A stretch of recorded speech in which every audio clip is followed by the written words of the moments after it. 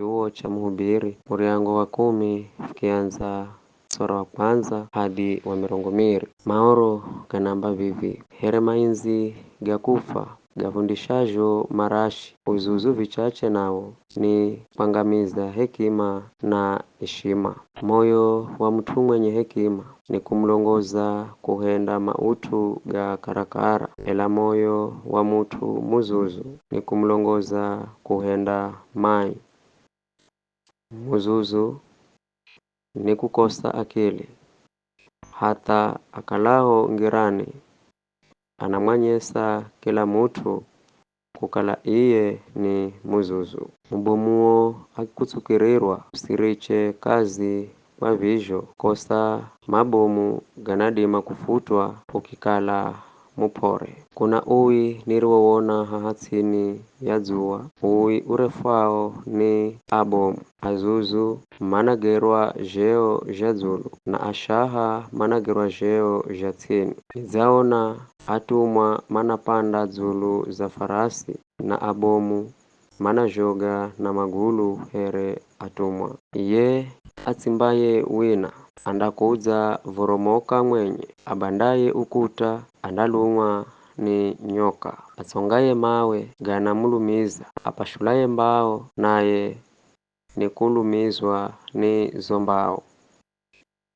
Mutu ahumiraye tsoka ririro karinolerwe anahumira nguvu nyinji, ela hekima inamuhendya mutu afanikiwe. Kahana haja ya kumungolangola nyoka askulume kuno aza kuluma kare. Maneno ga mtu mwenye hekima gana neema, ela maneno ga muzuzu ganamu marigiza mwenye.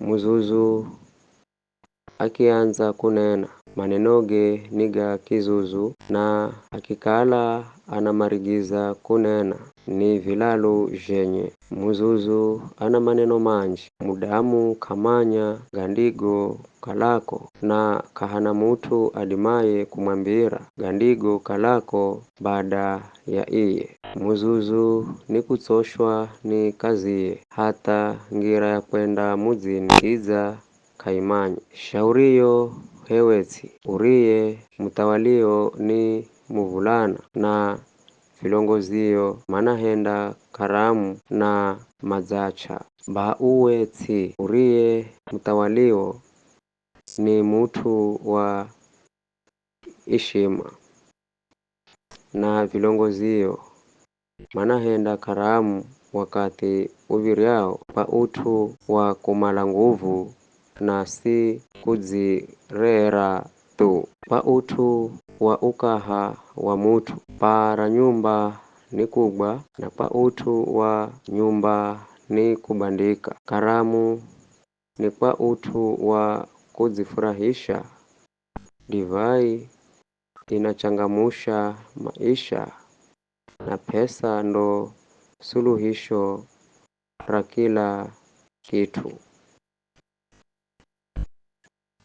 Usimulani mutawali hata kahi za mazogo, na usimulani tajiri hata ndani za chumbacho cha kulala, maana kanyama kanadima kuihala yo sautiyo chumbe cha kuburuka kinadima kwenda sema.